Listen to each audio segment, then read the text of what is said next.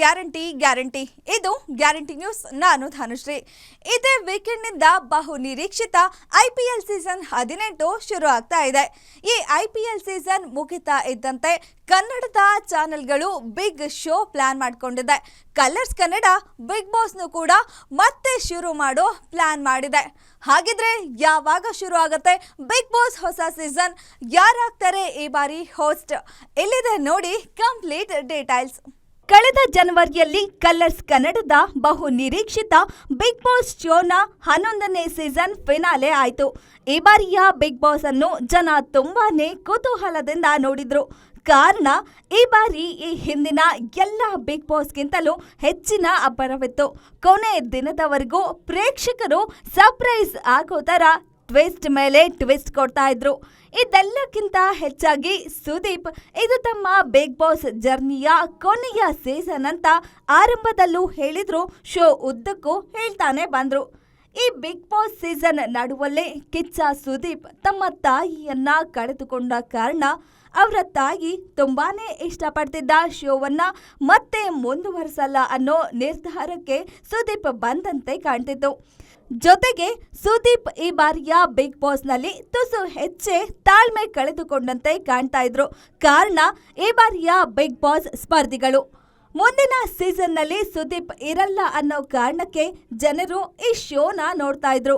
ಈಗ colours Kannada big ಬಾಸ್ನ ಹೊಸ ಸೀಸನ್ನ plan ಮಾಡ್ಕೊಂಡಿದೆ. ಇದೇ ವೀಕೆಂಡ್ ಅಂದ್ರೆ ಮಾರ್ಚ್ 22ರಿಂದ ಇಂಡಿಯನ್ ಟಿವಿ ಲೋಕದ ಮಹಾ ಎಂಟರ್ಟೈನರ್ IPL ಶುರು ಆಗ್ತಾ ಇರೋದ್ರಿಂದ ಎಲ್ಲ ಟಿವಿ ಚಾನೆಲ್ಗಳು ಈ ಟೈಮ್ನಲ್ಲಿ ತಮ್ಮ ಶೋಗಳ ಪ್ರೇಕ್ಷಕರನ್ನ ಉಳಿಸಿಕೊಳ್ಳಲು ಸಖತ್ ಪ್ಲಾನ್ಗಳನ್ನ ಮಾಡ್ತಾ ಇದೆ.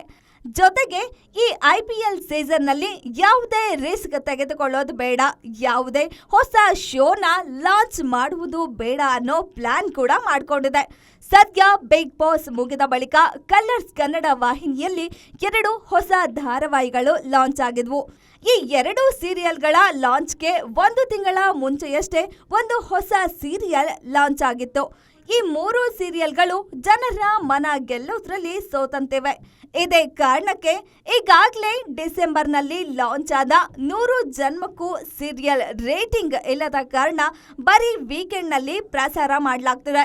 ಇನ್ನು ಬಿಗ್ ಬಾಸ್ ನಂತರ ಲಾಂಚ್ ಆದ ಯಜಮಾನ ಸೀರಿಯಲ್ ಅನ್ನು ರಾತ್ರಿ 10ರ ಬದಲು 9ಕ್ಕೆ ಪ್ರಸಾರ ಮಾಡಲಾಗ್ತಿದೆ. 9:30ಕ್ಕೆ ಪ್ರಸಾರವಾಗ್ತಾ ಇದ್ದ ಬಹು ನಿರೀಕ್ಷಿತ ವಧು ಸೀರಿಯಲ್ ಅನ್ನ ರಾತ್ರಿ 10:30ಕ್ಕೆ ಟೆಲಿಕಾಸ್ಟ್ ಮಾಡಲಾಗ್ತಿದೆ. ಈ ಟೈಮ್ನಲ್ಲೂ ಸೀರಿಯಲ್ಗಳು ಜನರ ಮನ ಗೆಲ್ಲದೆ ಹೋದ್ರೆ ಈ 2 ಸೀರಿಯಲ್ಗಳು ಮುಕ್ತಾಯವಾಗಲಿದೆ. ಈ ಸೀರಿಯಲ್ಗಳು ಈಗ IPLನು ಎದುರಿಸಿ ಜನರ ಮನ ಗೆಲ್ಲಬೇಕಿದೆ. ಇಲ್ಲವಾದ್ರೆ IPL ಮುಗಿತಿದ್ದಂತೆ ಈ ಸೀರಿಯಲ್ಗಳನ್ನ ಮುಗಿಸಿ ಬಿಗ್ ಬಾಸ್ ಆರಂಭಿಸೋ ಪ್ಲಾನ್ ಮಾಡಿದೆ. ಹೌದು, ಈ ಬಾರಿಯೇ ಬಿಗ್ ಬಾಸ್ ಸ್ವಲ್ಪ ಮುಂಚೆಯೇ ಶುರುವಾಗುವ ಪ್ಲಾನ್ಸ್ ಇದೆ. ಆದರೆ ಈ ಬಾರಿ ಬಿಗ್ ಬಾಸ್ ಯಾರು ಹೋಸ್ಟ್ ಮಾಡ್ತಾರೆ ಅನ್ನೋ ಟಾಕ್ ಮತ್ತೆ ಶುರು ಆಗಿದೆ. ಈಗಾಗಲೇ ಶೋನ ಹೋಸ್ಟ್ ಮಾಡಿ ಅನುಭವ ಇರುವ ಗೋಲ್ಡನ್ ಸ್ಟಾರ್ ಗಣೇಶ್ ಅಥವಾ ರಮೇಶ್ ಅರವಿಂದ್ ಆಗ್ತಾರೆ ಅನ್ನೋ ಗಾಸಿಪ್ ಇದೆ. ಇದರ ಜೊತೆಗೆ ಇನ್ನೂ ಸಾಕಷ್ಟು ಹೀರೋಗಳ ಹೆಸರು ಬಿಗ್ ಬಾಸ್ ಹೋಸ್ಟ್ ಆಗ್ತಾರೆ ಅನ್ನೋ ಗಾಳಿ ಸುದ್ದಿಗಳು ಇದೆ. ಈ ನಡುವೆ ಕನ್ನಡದ ಖ್ಯಾತ ನಿರೂಪಕಿಯೊಬ್ಬರು ಈ ಶೋನ ಹೋಸ್ಟ್ ಮಾಡಲಿದ್ದಾರೆ ಅನ್ನೋ ಮಾತುಗಳು ಇವೆ. ಆದ್ರೆ ಕಲರ್ಸ್ ಕನ್ನಡ ವಾಹಿನಿ ಮಾತ್ರ ಮತ್ತೆ ಸುದೀಪ್ ಅವರನ್ನೇ ಹೋಸ್ಟ್ ಮಾಡಲು ಶತಾಯಗತಾಯ ಪ್ರಯತ್ನ ನಡೆಸಿದ್ದು, ಸುದೀಪ್ ಮನವೊಲಿಸುವ ಪ್ರಯತ್ನ ಮುಂದುವರೆದಿದೆ. ಕಲರ್ಸ್ ಕನ್ನಡ ವಾಹಿನಿ ಪ್ಲಾನ್ ವರ್ಕ್ ಆದ್ರೆ, ಜನರ ಆಶಯ ಫಲಿಸಿದ್ರೆ, ಸುದೀಪ್ ಮತ್ತೆ ಶೋ ಹೋಸ್ಟ್ ಮಾಡಿದ್ರೆ ಮತ್ತೆ ಎನರ್ಜೆಟಿಕ್ ಬಿಗ್ ಬಾಸ್ ನೋಡೋಕೆ ಸಿಗಲಿದೆ.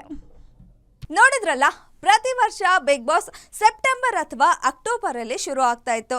ಆದ್ರೆ ಈ ವರ್ಷ ಜೂನ್ ಅಥವಾ ಜುಲೈಯಲ್ಲೇ ಶುರು ಆಗುತ್ತೆ.